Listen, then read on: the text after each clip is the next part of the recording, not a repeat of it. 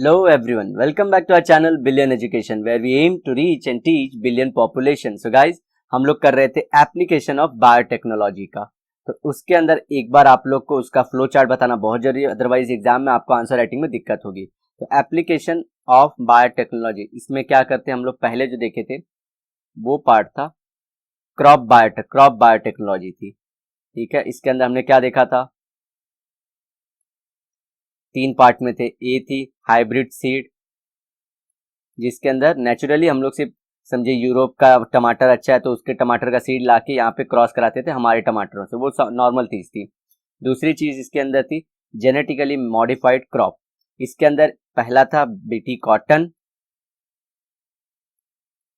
Second हमारा BT bacillus thuringiensis brinjal,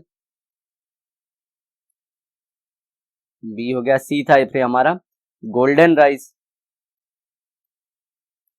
और fourth था हमारा हर्बिसाइडल प्लांट। तो ये मैं वापस रिपीट नहीं करूंगा, वहां पे जाके बताया था। और सी वाला था हमारा, यहाँ पे फर्स्ट ले लेता हूँ, यहाँ एक सेकेंड,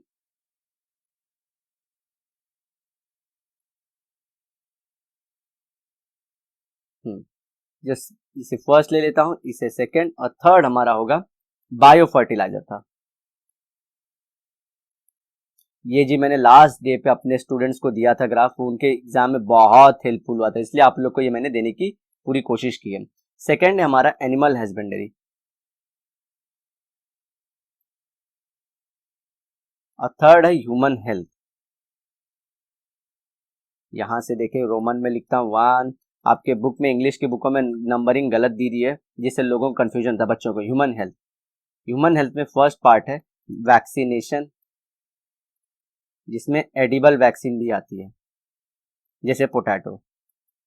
अब हम लोग जो आज करेंगे वो है ट्रीटमेंट, इंटरफेरॉन, जीन थेरेपी,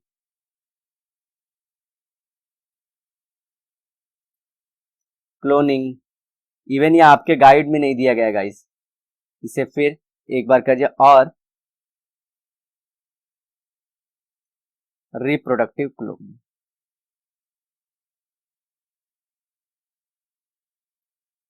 क्या होता है जब पूछता है एप्लीकेशन ऑफ बायोटेक्नोलॉजी, तो आपको ये सब लिखना होता है, लेकिन जब पूछे सिर्फ एप्लीकेशन इन क्रॉप बायोटेक्नोलॉजी, ये भी 4 से 5 मार्क का बन जाता है। अगर ह्यूमन हेल्थ पूछे अकेला तो ये भी 4 से 5 मार्क का आ जाता है। एओबी पूछे एप्लीकेशन ऑफ बायो, ये भी 4 से 5। तो आपको ध्यान रखना है किसमें कितना कितना लिखना है, इसलिए मैं आपको ये ग्राफ ड्रॉ करके दे रहा हूँ, फ्लो चार्ट। तो स्टार्ट करते हैं ट्रीटमेंट से। Biotechnology is useful for the production of hormones like insulin, somatotropin and blood clotting factors. Insulin क्या होता है, आपके ग्लूकोज को डाइजेस्ट करता है। ठीक है, फिर से ब्लड क्लॉटिंग फैक्टर क्या होते हैं, ये ब्लड के थिक करने या थिन करने में, थिक करने में काम में आते हैं। मोटा करना ना ब्लड, तो मोटा पतला इनके द्वारा होता है। तो उसमें क्या रहते हैं, उसमें हमारे एंजाइम्स इन्वॉल्व रहते हैं, वो एंजाइम्स हम बना सकते हैं बायोटेक्नोलॉजी में। जैसे कि ये इंसुलिन हमारी बॉडी में ही प्रोड्यूस होता है ना, पैंक्रियाज प्रोड्यूस करते हैं इसको।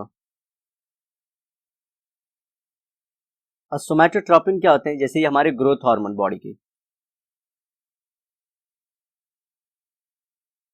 ठीक है, तो ये सब हम लैब में बना सकते हैं। जी हाँ, अब हमें वेट नहीं करना है कि बाहर से, अब जैसे कि आज देख रहे हैं कि डायबिटीज और ये बीमारियां बहुत फैल रही हैं। ठीक है, तो इसमें अब कितना हम लोग इंजेक्शन बहुत लोग को देना था, इसके लिए अब लैब में आर्टिफिशियली हम लोग बना ले रहे हैं।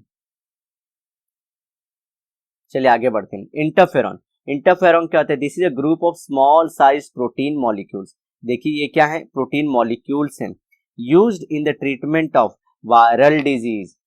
तो आपको जब वायरस से इंफेक्शन हो तो उसे ठीक करने के लिए इंटरफेरॉन दिए जाते हैं। These are produced in blood, ये क्या होते हैं, हमारे ब्लड में प्रोड्यूस होते हैं against virus naturally. However nowadays with the help of biotechnology, transgenic E coli are use for the production of interferon. मतलब क्या, इसे एक आपको बात हम एक बार समझाए तो हम कि देखिए ई कोलाई क्या है, ई कोलाई ऐसा रहता है, ये आपको 11th में आएगा। ये उसका क्या रहता है, न्यूक्लियस रहता है, यहाँ पे प्लाज्मिड रहता है। तो ई कोलाई से ये प्लाज्मिड, इसमें से ये जो हमारा, इसे अलग कलर देता हूँ, ये प्लाज्मिड है, इस प्लाज्मिड को निकाल के इसके अंदर थोड़े चेंजेस करते हैं। इसके अंदर क्या चाहिए, हमारा इंटरफेरॉन प्रोड्यूस करने वाला जीन डाल देते हैं इसके अंदर, ये इंटरफेरॉन प्रोड्यूस करेगा। ठीक है, ये जो ग्रीन डाला है मैंने, ग्रीन जीन, ये क्या प्रोड्यूस करेगा, इंटरफेरॉन प्रोड्यूस करता है। इसको अब मैं दूसरे किसी बैक्टीरिया के बॉडी में डाल दूंगा, तो ये क्या करेगा, अब ये जो हमारा गया है और उसके साथ ये ग्रीन ग्रीन है, और ये किसी दूसरे बैक्टीरिया का हो सकता है, इसे ग्रीन मत देखिए, कोई कुछ भी हो सकता है, लेकिन हमारा जो काम का है वो ग्रीन वाला है। अब जब भी ये बैक्टीरिया रेप्लिकेट होगा उसके साथ साथ ये इंटरफेरॉन भी रेप्लिकेट होगा, तो ऐसे समझिए बहुत सारे बन गए, बहुत सारे बन गए। तो उसके अंदर ऐसे वाले भी बहुत सारे बन गए, ऐसे वाले बहुत सारे बन गए, और सबके अंदर इंटरफेरॉन रिलीज करने वाला जीन्स भी बढ़ता रहेगा। और जिससे हम इसे क्या करेंगे, इसे पेट्री प्लेट में लेके कलेक्ट कर लेते हैं और इसे बेचते हैं फिर हम लोग। तो इस तरह से नेचुरली बना बॉडी में प्रोड्यूस नहीं होता, उसे बाहर से ले सकते हैं। जी हाँ, ऊपर वाले में भी यही किया था, नीचे वाले में, लेकिन ये वायरस के लिए इंटरफेरॉन क्या, प्रोटीन का मॉलिक्यूल है, ये याद रखिए, ध्यान रखना है, स्मॉल साइज प्रोटीन मॉलिक्यूल। बच्चों को पूछते हैं इंटरफेरॉन तो एकदम शॉक हो जाते हैं। अब जीन थेरेपी, जीन थेरेपी क्या होती है, gene therapy to treat genetic disorder in somatic cells. Somatic मतलब आपके बॉडी सेल्स, जैसे लिवर हो गया, किडनी हो गया, कोई भी हार्ट हो गया, ये सब को ठीक करने के लिए has become possible due to biotechnology. Example phenylketonuria, जो लिवर की डिजीज है एक, arises due to genetic changes in hepatocytes. Hepatocytes मतलब क्या, हेपैट मतलब कभी याद रखिए, हेपैट मतलब लीवर होता है। ठीक है, हेपेटाइटिस, हेपेटाइटिस इसमें जो नाम आ रहा है वो हेपैट, इसलिए वो लिवर का डिजीज है, liver cells. It has become possible to treat it with gene therapy. This method is called somatic cell gene therapy. तो जीन थेरेपी को एग्जाम में आपको क्या बोल के आ सकता है, somatic cell gene therapy. All the cells except sperms and ova in the body are called somatic cell. Somatic cells किसको बोलते हैं ये बता, जैसे कि आपके जो स्पर्म है ना, जो मेल में प्रोड्यूस होते हैं, आपको 23 क्रोमोसोम होते हैं, उसमें से 22 सोमैटिक होते हैं, एक जो जोड़ी होती है, ये पेयर्स होते हैं, उसमें से एक जोड़ी सेक्स क्रोमोसोम की होती है, 22 सोमैटिक होती है। आपका एक सेल ले लूं, चलिए बताता हूँ कैसे, ये मैं बताया था, एक सेल ले लूं आपकी बॉडी का, उसके अंदर पूरा न्यूक्लियस है, ये न्यूक्लियस को तोड़ूंगा तो इसमें 23 पेयर मिलेंगे। ठीक है, इस तरह से सबको याद रखना। तो स्पर्म और ये क्या होते हैं, स्पर्म में आपके बॉडी का सेक्स कैरेक्टरिस्टिक्स होता है, इसलिए ध्यान रखना है। तो इसमें क्या करते हैं, देखिए इसमें जीन थेरेपी में क्या करते हैं, समझिए आपके लीवर में यहाँ पे दिक्कत है, ऐसा लीवर होता है, आप लोगों ने देखा रहेगा। ठीक है, तो समझिए ये वाले पार्ट में कुछ दिक्कत है, ये सबके फैमिली में चला आ रहा है, वो बच्चे की फैमिली में बार बार आ रहा है, और या एक जनरेशन दूसरी जनरेशन पास ऑन। तो क्या कर सकते हैं, या तो इस पार्ट को पूरा कट करके निकाल दो, ठीक है, और इसमें नया पार्ट ग्रो करवा के इसे पहले जैसा ही ग्रीन ग्रीन करवा दूं, या तो इसको मैं सिर्फ इसको जो ये पार्ट है इसको एक्सपोज कर दूं किसी रे से और सेल्स को मार डालूं, या तो पूरा का पूरा लीवर ही चेंज कर डालूं बच्चे के अंदर। ठीक है, तो क्योंकि लीवर ट्रांसप्लांट पॉसिबल है, उससे क्या होगा, नेक्स्ट जनरेशन में होगा ही नहीं, और लीवर बनाया जा सकता है लैब में, या तो इतने पार्ट को कट करके निकाल दो इसे ग्रो होने के लिए नेचुरली दे दें। तो बहुत सारे फैक्टर पॉसिबल थे, इसको बोलते हैं जीन थेरेपी। अब क्लोनिंग क्या होती है, cloning production of replica of any cell और ऑर्गन और entire organism is called as a cloning. Cloning में आप लोग को बताओ सिंपल कि एक समझे शिप बनाए थे, शिप, डॉली शिप याद होगा आप लोग को, पूरी की पूरी शिप तैयार कर दी थी।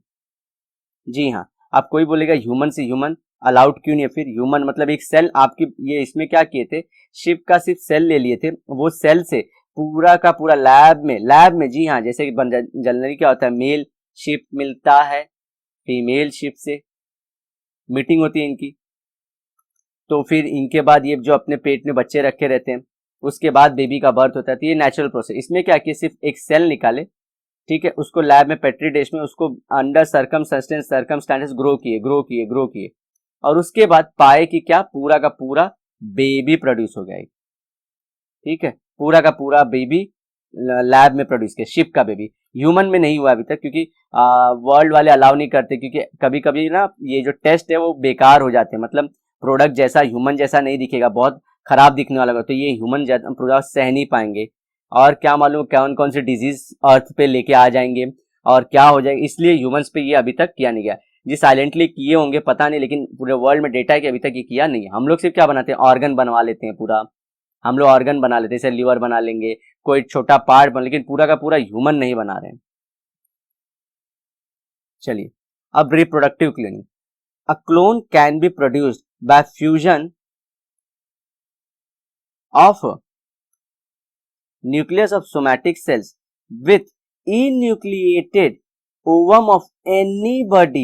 Thus, there is no need of sperm to produce the new organism. इसमें क्या है, थोड़ा देखिए, आप लोग रिवाइज कर करके देखते रहना। एक ही चीज को मैं बहुत स्लो स्लो बताऊंगा गाइस, तो रिपीटेटिव हो जाता है वीडियो। देखिए ये समझिए, दो सेल है, एक फीमेल का है, एक मेल का है। ये किसका है? फीमेल। ये किसका है? मेल का। ठीक है, किसी का भी समझ लिए सोमा, इसमें इसे बोलेंगे सोमैटिक सेल है। ये बॉडी का सेल आपके। अब इसमें भी न्यूक्लियस होता है, इसके अंदर ये मेल न्यूक्लियस है, ये फीमेल न्यूक्लियस है। अब मैं क्या करूंगा, फीमेल का न्यूक्लियस बाहर निकाल के फेंक दूंगा। ये न्यूक्लियेटेड मतलब इसे खाली, तो इस ये खाली है। अब इसका न्यूक्लियस मैं इसके अंदर डाल दूंगा, मेल वाले का, और इसे जब मैं लैब में ग्रो कराऊंगा, लैब में इसे अंडर जैसे न्यूट्रिएंट्स देते रहते हैं, टेम्परेचर अच्छा रखते हैं, ठीक है। फिर ये जब थोड़ा बड़ा हो जाता है ना, तो इसको वापस से किसी फीमेल के अंदर डाल देते हैं, ठीक है। उससे वो आगे का नरिशमेंट वो फीमेल ही देती है। लेकिन यहाँ पे ध्यान रखना है, जब भी ये आगे बढ़ेंगे तो देखिए, फीमेल का क्या था, पूरा सेल था, लेकिन उसके सेल में से फीमेल का न्यूक्लियस निकाल लिया है। मेल का क्या था, सेल था, लेकिन उसमें से हम लोग सिर्फ न्यूक्लियस ले लिए फीमेल के सेल के अंदर। क्यों? फीमेल का, आप देखिए, आप बोलो कि इसमें क्या फायदा, देखिए फीमेल का जो ये है ना, इसके अंदर साइटोप्लाज्म भी होता है। ये साइटोप्लाज्म बहुत ज्यादा नरिश कर सकता है, हद से ज्यादा नरिशमेंट रहती है इसके अंदर, और ये नरिश करता है किसको? ये मेल वाले सेल को, ठीक है। सोमैटिक सेल्स को, किसी भी सोमैटिक सेल को ले लो, सोमैटिक सेल को, सॉरी, सोमैटिक सेल के अंदर कैरेक्टरिस्टिक्स दोनों के होते हैं। तो फाइनली हम लोग क्या बोले, इन्यूक्लिएटेड किसका? फीमेल का सेल, और जो भी हमारे सोमैटिक सेल है, कोई भी बॉडी का सोमैटिक सेल, सेक्स सेल नहीं। जैसे सेक्स सेल क्या होते हैं, स्पर्म के अंदर आपको सिर्फ एक्स वाई मिलेंगे, सॉरी, और ओवा के अंदर एक्स मिलेंगे। ये क्या है? Sex chromosome. गाइस ये मैंने सेकंड थर्ड चैप्टर में बहुत डिटेल में बताया, अभी बताने जाऊंगा तो आप लोग फिर आधे घंटे का, एक पूरा 1 घंटे का लेक्चर डिमांड कर रहे हैं, इसलिए इससे अच्छा है कि आप वीडियो देख लीजिए प्लीज, ये रिक्वेस्ट है। बहुत लोग सोच रहे हैं कि अभी बता दो, लेकिन गाइस जो पहले से देख रहे हैं उनका नुकसान हो जाएगा। तो स्पर्म के अंदर कौन से सेक्स सेल होते हैं? एक्स एंड वाई, अब वहां पे ओवा जो फीमेल के अंदर होता है एक्स। तो हमने फीमेल का तो निकाल ही दिया, हमने सोमैटिक सेल लिया जिसके अंदर 22 पेयर में से कोई भी ले लिया और उसको डाल दिया इसके अंदर, और यहां से जो भी ग्रो होगा वो क्या रहेगा, एक नया क्लोन बना सकते हैं। यहां से फिर से पूरा का पूरा एक नया स्पीशीज जनरेट कर सकते हैं इसी से हम लोग। अब जनरली क्या होता है, मेल प्लस फीमेल का मीटिंग होता है, फिर टाइम लेता है 9 मंथ का ह्यूमंस के अंदर, इस तरह से। लेकिन ये मालूम है आप लोग ना, ह्यूमंस के अंदर नहीं किया तो कोई भी दूसरे एनिमल में कर सकते हैं, ठीक है गाइस। तो ये सब चीज भी पॉसिबल है। अच्छा, लेकिन ये लेवल तक पॉसिबल है, ये मीटिंग करा के दे दें और उसके बाद फीमेल की बॉडी के अंदर डाल दें, समझिए जाइगोट वीगोट सब एम्ब्रो का काम हो गया, और उसको इम्प्लांट कर दिया मदर के अंदर, तो भी चल जाएगा, ये अच्छी चीज है, ठीक है, यहां तक होता है। तो